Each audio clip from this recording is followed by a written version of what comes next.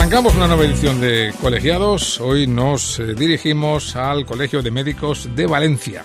En este programa hablamos cada mes con médicos de diferentes especialidades. Lo hemos hecho con cirujanos o con dermatólogos o con pediatras, traumatólogos, todo tipo de especialidades. Los médicos que hoy nos acompañan no han venido específicamente por su especialidad, sino por su condición de jóvenes. Juventud bendita y bendito también relevo generacional, porque son jóvenes recién aterrizados en el sistema de salud, algunos más recientemente que otros, pero con un detalle importante que no se nos puede olvidar, que ya son médicos. Son jóvenes, pero ya son médicos. Hace tiempo que terminaron la carrera, hicieron su MIR y ahora se están especializando, pero ya son médicos. Este es un detalle importante que quería destacar. Como decimos, son residentes, se están formando en una especialidad y sus condiciones laborales y docentes no siempre se cumplen como deberían. Parece que es un mal sistémico y con la excusa conocida de esto es lo que hay, que es fatal, o es que esto es así. No sé qué es peor. En el Colegio de Médicos de Valencia se toman muy en serio este asunto y es por ello que hace años abrieron la oficina del médico joven para que todos estos galenos, colegiados igual que aquellos que tienen más años que ellos, se sientan representados y protegidos. Esta oficina ha realizado un estudio sobre cómo están las condiciones de formación y trabajo de estos médicos y bueno, pues enseguida nos lo van a contar ellos mismos cómo funciona el sistema, que ya les digo que puede y que necesita mejorar. Hoy para hablar de todo esto tenemos con nosotros al doctor Juan Pablo Carrasco, psiquiatra y responsable de la oficina del médico joven del Colegio de Médicos de Valencia, y también nos acompaña la doctora Paula González, residente de segundo año de pediatría en el Hospital La Fe de Valencia. Doctores, ¿cómo estáis? Bienvenidos. Hola, muy buenas tardes. Es un gusto que nos acompañéis, un placer, gracias por venir. Y si os parece, vamos a empezar por aclarar conceptos, porque hay gente que igual confunde, ¿no?, lo que es la prueba MIR y lo que son los médicos internos residentes. Médicos que terminan la carrera, si quieren convertirse en especialistas, pediatras, cirujanos, lo que sea, pues hacen un examen que es el MIR, ¿verdad? Y bueno, contadme primero de todo cómo se prepara uno para esa prueba tan temida, que es un poco como la selectividad de la medicina. De los médicos, efectivamente. Bueno, yo creo que a la hora de prepararse es verdad que hay un poco como tantos métodos como opositores, que somos muchos, pero es verdad que desde la aparición de las academias como que está esto un poco más regulado y hay un sistema más de entrenamiento específico. Yo sí que creo que, bueno, el MIR es una especie de oposición que se hace una vez, a veces se compagina un poquito con la carrera y luego son unos meses en los que tú te dedicas al estudio y a la preparación para el examen y una prueba a la que te presentas y te ordena al final por número de orden según los resultados y con eso te permite elegir especialidad y lugar donde hacerlo. Uh-huh. ¿Cuánto tiempo se dedica al estudio y cómo se controlan también esos nervios ante una prueba que, bueno, va a marcar vuestro futuro? Bueno, al final el tiempo de estudio depende un poco, por supuesto, al margen de si se repite o no se repite. El primer año que te presentas normalmente a lo largo de sexto, como digo, que suele ser un año de prácticas, compaginas un poquito con el estudio por las tardes y luego empieza un periodo normalmente regido por las academias, que es el intensivo, que es donde nos dedicamos un poco a esa burbuja MIR y nos metemos dentro de lo que es el estudio constante y tu vida gira un poco en torno a la preparación del examen. Sí que es verdad que a la hora de controlar los nervios volvemos a lo mismo. Yo creo que un poco lo importante es relativizar y entender que tanto la parte de estudio intensivo y la parte de preparación es casi igual tan importante como el descanso, porque si no descansas, al día siguiente tampoco lo rindes. Entonces son un periodo de, 7, 8 meses de intensivo. Sí, por ahí. Más un año aproximado de preparación y de toma de contacto con el sistema MIR, con el tipo de examen y con empezar a tocar todas esas asignaturas. Por lo que me cuentas, es más difícil eso o más complicado de afrontar que la carrera, ¿no? Pues a veces sí, porque al final es tan intensivo, ¿no?, que estás prácticamente mañana, tarde y algunas veces noche para sacar el máximo rendimiento posible, porque al final ahí estás no solo demostrando tu valía, sino compitiendo un poco con los compañeros. Ya no solo tienes que sacar buenas notas, sino por suerte y desgracia, ¿no? Tienes que sacar más que el resto pues para acercarte un poco a la especialidad de tus sueños. A tu objetivo, ¿no? Uh-huh. Que tantas veces, ¿verdad? Mucha gente nos lo cuenta aquí, médicos ya con años de experiencia. Yo iba para tal, pero bueno, luego me desvía no sé cuántos. Y luego son excelentísimos expertos justamente en esa materia que de primeras no era su vocación original, ¿no? Y el concepto de ser un examen, sobre todo a mí me parece relevante, de temario abierto. Es decir, no hay una serie de temario ni un tiempo específico para estudiarlo. Al final engloba toda la medicina y tienes que intentar abarcar el máximo número de conocimientos y de detalles en un tiempo limitado. Claro. Una vez que se hace esta prueba, y depende luego de la nota, los médicos jóvenes eligen en qué especialidad, ¿no? Quieren formarse, dónde hacerlo, ¿no? En vuestra experiencia, ¿todo el mundo tiene claro a qué se quiere dedicar o también está ese momento de duda que antes hablábamos? No sé, ¿qué se valora a la hora de elegir una especialidad y un lugar? Yo diría que hay bastante de todo, ¿eh? Yo creo que hay gente que lo tiene muy claro desde que elige la carrera de medicina, ¿no? Pero sí que hay mucho indeciso. Yo soy de ese equipo de indecisos. Yo he estado dudando pues entre psiquiatría y pediatría y fue la semana de antes, paseando por aquí por Valencia, que al final decidí. Y pues hay muchas cosas que considerar, ¿no? A la hora de saber qué elegir. Yo creo que una cosa que tira mucho es el sitio, porque al final son 4 o 5 años que tienes que invertir en una ciudad, que ahí en Valencia tenemos la suerte y la desgracia porque es una ciudad pues muy chula y está muy demandada. Entonces, claro, pues hay que sacar mejor nota que para irse a otras ciudades. Es cómoda de vivir, ¿no? Atractiva, entiendo, ¿no? Y hay una buena calidad, ¿no? Sanitaria también, me imagino. Muchos hospitales también entre los que elegir dependiendo de tu especialidad. Entonces, tiene muchos factores a favor, desde luego. Y luego también, pues obviamente el tipo de especialidad, ¿no? El tipo de trabajo, porque pues la gente va decantándose, ¿no? Durante la carrera, durante el MIR, pues yo soy más de quirúrgicas, o yo soy más de médicas, soy más de básicas, ¿no? Pues al final el tipo de trabajo que hace cada especialidad difiere mucho y hay gente que es muy de hablar con el paciente, ¿no? Como puede ser mi caso, que es muy de escuchar de psiquiatría. Luego hay gente que no quiere escuchar a nadie, que quiere estar en su laboratorio y quiere pues dedicarse a radiología o a genética, y depende mucho también pues del tipo de personalidad de cada uno. Claro, que uno ama la medicina, pero es que es tan extensa que al final habrá muchas cosas que tú ni atisbas que existen hasta que un día te enfrentas a ello, ¿no? Eso también nos pasa en el resto de oficios, efectivamente. Una vez que se elige, se empieza esa etapa que se conoce como MIR, médico interno residente, que puede durar entre 4 o 5 años, Paula.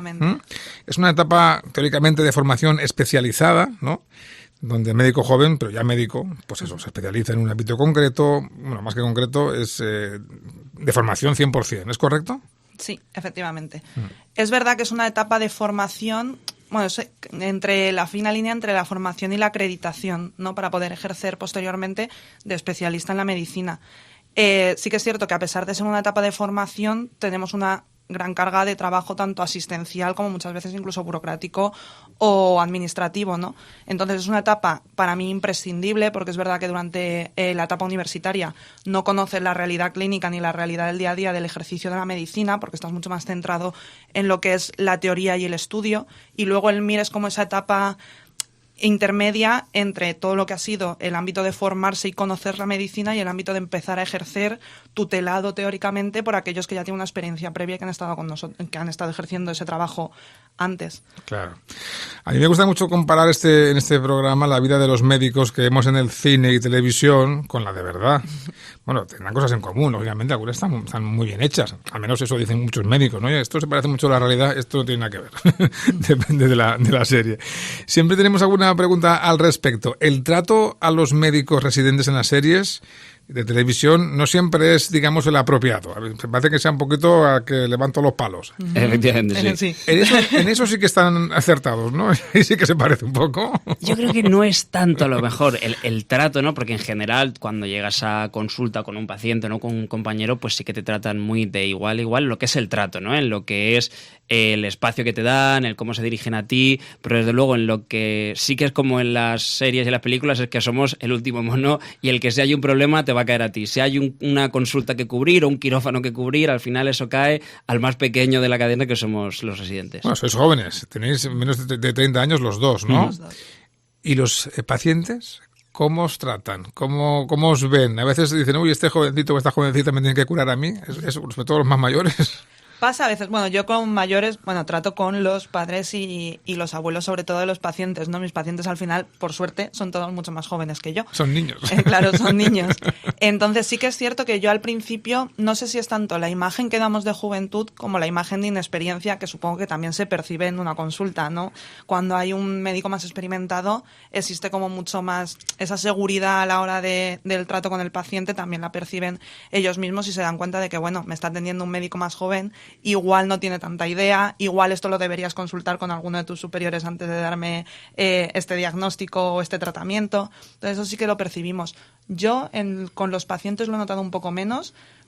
Es verdad que en la jerarquía intrínseca que existe dentro del hospital, donde están por encima los más veteranos y luego el resto vamos en una escalera desde el R1, incluso dentro de la residencia, hasta el R4, sí se percibe un poco, pues como dice mi compañero, eso de que si algún marrón hay o algo hay que cubrir que a nadie le apetece, al final el que ha llegado el último es el que pringa, que pringa un poquito. Bueno, yo creo que eso es en todos los oficios, hasta en el aprendiz del taller, sí, desde luego. Que eso ahora ya no se estila, pero antiguamente sí que era un poco así. La Oficina del Médico Joven presentó el pasado 1 de febrero un estudio que habéis realizado sobre las condiciones formativas y laborales de los médicos internos residentes en la provincia de Valencia. ¿Cuál es la lectura general que se puede extraer de este estudio? Pues bueno, esto es un estudio que seguía las líneas generales de un estudio que iba a nivel nacional y realmente sorpresas no hubo muchas. Es que efectivamente muchos de nuestros derechos laborales, que además están reconocidos, no se cumplen del todo o no se cumplen a veces incluso en absoluto. Entonces sí que es cierto que hay por nuestra parte un descontento general, pero los datos nos apoyan en que en muchos de los casos de las vivencias de los residentes es que estas condiciones laborales no son las óptimas ni para nosotros como personas que se están formando, ni tampoco para los pacientes a los que atendemos, por supuesto, porque una cosa es que yo lo sufra en mis carnes y otra cosa es que ese sufrimiento o ese exceso de trabajo o esa falta a veces de tutorización o de formación impacte también directamente sobre las personas a las que estamos atendiendo en la consulta, que al final es el objetivo final. ¿Cuál dirías el aspecto más lesivo que sufrís en estas condiciones laborales que os impiden pues conciliar vuestra vida personal, vuestra vida profesional y vuestra formación? No lo olvidemos. Yo ahí diría que hay dos puntos que son preocupantes. Uno es la cantidad de horas que trabajamos, porque en teoría, según la normativa europea del trabajo, el máximo es 48. Y yo no sé quién hará 48 horas dentro del residente. No, en total a la semana. 48 horas a la semana. Son 2 guardias. Eso es, sí. Pero es que la realidad es que prácticamente ningún residente hace tan poco. La mayoría hacemos 60, 70 horas, porque claro, nosotros tenemos nuestro horario de mañanas, como cualquier adjunto, ¿no? De 8 a 3, pero luego tenemos las guardias, que es esto de estar toda la tarde y toda la noche en el hospital. Y claro, nosotros nos obligan los programas formativos y muchas veces la organización del servicio a hacer 4, 5, 6 o 7 guardias al mes, que eso se traduce en 60, 70 horas, cuando en teoría el máximo legal es 48 a la semana. Y el segundo problema es que, claro, en teoría, cuando hacemos 24 horas seguidas, al día siguiente deberíamos descansar, es lo que dice la ley. No es que tengamos la opción, ¿no? Que deberíamos, porque se entiende que es ciertamente peligroso para nosotros y para el paciente que te atienda una persona que lleve 36 horas seguidas trabajando. Absolutamente peligroso. Yo no me gustaría ponerme en manos de un médico, ¿verdad? Y cuando me he enterado y me ha pasado, que lleva sin descansar todo ese tiempo. Quiero que me atienda bien, que esté fresco, que esté con ganas, que esté enérgico y que esté no más preocupado de atenderme que de mantener los ojos abiertos. Efectivamente. Y eso, por lo que me cuentas, es una cosa habitual. Es frecuente, sí. Y de hecho, el estudio en el último que hicimos, lo que veíamos es que entre el 70-80% de los residentes hacen más de 48 horas y que el 20% no descansa el día después de una guardia de estas 24 horas, pero es que el porcentaje en especialidades quirúrgicas, es decir, que llevan toda la tarde, la noche en el hospital y al día siguiente operan, es mayor. Casi el 50% de los residentes de quirúrgicas no descansan al día siguiente y entran a quirófano. Eso quiere decir que hay una persona que puede que lleve trabajando 36 horas seguidas y te va a operar. Eso no se debería permitir ni por el propio residente, que al final está poniendo en juego su salud física y mental por trabajar tantas horas, ni por la del paciente tampoco, por supuesto. Y esta frase que yo he dicho al principio, es que esto es así, la habéis oído mucho, ¿no? Claro, yo es verdad que una de las cosas que decimos es que cuando tanto fuera como que yo creo que no hay esta comprensión en la población general del peligro que conlleva estas jornadas maratonianas de trabajo o que no haya descanso los findes y que la persona que te atiende está agotada, como el cuando expresas estas quejas, bueno, todos tendremos algún adjunto que alguna vez nos ha dicho, pues cuando yo era residente era mucho peor y trabajábamos mucho más seguido. Ya efectivamente siempre se ha hecho así y las condiciones han sido peores de lo que son ahora, lo que no quita que haya que trabajar siempre hacia adelante, hacia una mejora, como dice mi compañero, por nosotros, pero sobre todo por el paciente que entra a un quirófano o que viene a una consulta. Yo la pregunta que lanzo es, no sé si en otro oficio esto ocurre, es decir, un taller mecánico o en un dependiente de una tienda de ropa o en un ingeniero o en un arquitecto. Yo desde luego no me subiría a un avión con un piloto que lleva 36 horas despierto, quiero decir eso. Desde luego que no. Bueno, pues vamos con más cuestiones, porque este estudio, la verdad es que, bueno, a raíz de este estudio, se ha montado para el próximo día 29 de febrero, si no me equivoco, ¿verdad? Una jornada de debate sobre estas condiciones justamente que estamos denunciando, vamos a decirlo así, de formación de los MIR en Valencia. Un evento en el que vais a coincidir residentes, miembros de la Consellería y responsables docentes de los grandes hospitales valencianos. ¿Qué esperáis? ¿Con qué esperanza vais a este encuentro? Al final nosotros los estudios los hacemos, ¿no?, para describir la realidad que estamos viviendo, pero sobre todo pues intentar generar cambios. Entonces, en ese sentido, quisimos juntar a los que tienen voz en esto, ¿no? A la Consellería, que acaba de entrar hace no mucho, ¿no? Y que ahora es responsable pues de ayudarnos a solucionar toda esta situación, y a los jefes de estudio, a los presidentes de las comisiones de docencia de los hospitales de la ciudad, para plantear esta situación, también para que los presidentes de los jefes de estudio, ¿no?, planteen cuáles son sus problemas, ¿no?, como tutores, porque también es una figura poco reconocida. Gran parte de la formación MIR es voluntarista, es decir, ellos no se llevan nada pero nada ya no de reconocimiento económico, ni siquiera tiempo para estar con nosotros formándonos, o luego un reconocimiento en las ofertas de empleo o en las bolsas. Entonces, pues juntarnos, hacer como un think tank, ¿no?, a través de nuestro estudio, de su experiencia, y ver qué queremos para la formación MIR en Valencia, hacia dónde queremos avanzar. Y para eso también pues tener a la Consellería, ¿no?, que ha recibido nuestra petición y nos ha confirmado que van a asistir, pues a ver hacia dónde tenemos que caminar, ¿no?, qué podemos hacer para cambiar la situación. Muy bien. Es evidente que las condiciones económicas de los médicos aquí en España son de las más bajas de la Unión Europea.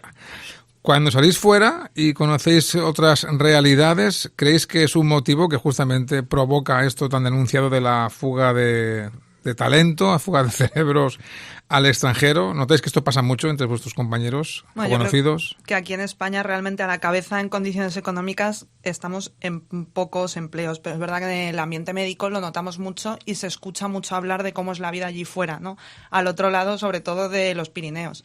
Entonces, bueno, yo no tengo experiencia cercana de gente que se haya ido fuera. Sí que es verdad que durante la etapa del MIR, en este momento en el que estás tan agobiado, llegué a contactar con una residente de la especialidad que yo quería hacer, de pediatría, que estaba en Suecia, y por la manera en la que me lo vendía, verdaderamente se te presentaban dudas de decir, ¿de verdad me merece la pena a mí seguir haciendo este esfuerzo y luego afrontar las condiciones a las que me voy a tener que enfrentar en lugar de irme fuera? Yo sí que creo que toda la oferta que hay fuera es muy llamativa, sobre todo nosotros también estamos bien reconocidos en Europa, entonces no solo es que exista esa oferta, sino que para ellos nosotros también somos apetecibles. Entonces eso sí que crea sin duda una desbandada de médicos formados aquí, en la mayoría al final en el sistema público, que de transformarse decide por las condiciones y por la situación en la que se encuentran huir al extranjero, que aunque no todo el monte sea orégano, al final sí que se sabe que las condiciones muchas veces son mucho más favorables de las que nos enfrentamos nosotros aquí. Vamos, que pagamos una excelente formación para que otros la disfruten. Efectivamente. Pues somos estos, así somos en España. Somos unos fenómenos. Vamos con más cuestiones, porque efectivamente las condiciones son mejorables. ¿Qué voluntad de querer mejorar esas condiciones veis en vuestros jefes, en vuestros mayores, en los médicos que también ellos pasaron por esto en su momento? Yo, en la experiencia que he tenido en psiquiatría, incluso pensando a lo mejor en otras especialidades médicas que no entran al quirófano, yo diría que hay una voluntad buena siempre que no se les toque a ellos como su parte de terreno, ¿no? Siempre que para ellos no suponga más trabajo, en general la voluntad es buena. Ahora, cuando eso supone redistribuir el trabajo, aunque sea lo justo, pues la voluntad pues cambia un poco, ¿no? Y yo creo que ahí en la parte quirúrgica los compañeros viven bastante peor. Lo que cuentan de las jornadas maratonianas, de tener que pasar la planta antes de quirófano porque si no, no la pasa nadie. Bueno, pues los compañeros de quirúrgicas tienen una situación más difícil. Y yo diría que es una voluntad intermedia, que si no les molesta mucho no tienen tanto problema, pero cuando pisas un poco el terreno de que hay que trabajar más... ¿Y cómo está la situación en la atención primaria? Que desde la pandemia se ha puesto ahí mucho el foco, además como base del sistema de salud que podemos disfrutar.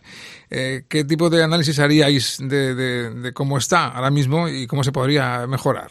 Bueno, yo llevo poco tiempo ejerciendo y es verdad que la mayor parte de mi residencia ha sido en hospitalaria, pero sí que me considero hija de la atención primaria. Ambos de mis padres, tanto mi madre como mi padre, trabajan en un centro de salud y han dedicado toda su vida a la primaria, entonces he visto desde cerca el desamparo y un poco el abandono que sufre la primaria y la manera en la que se considera que es menos especialista o es de segunda frente al hospitalario y todo lo que ello ofrece, ¿no?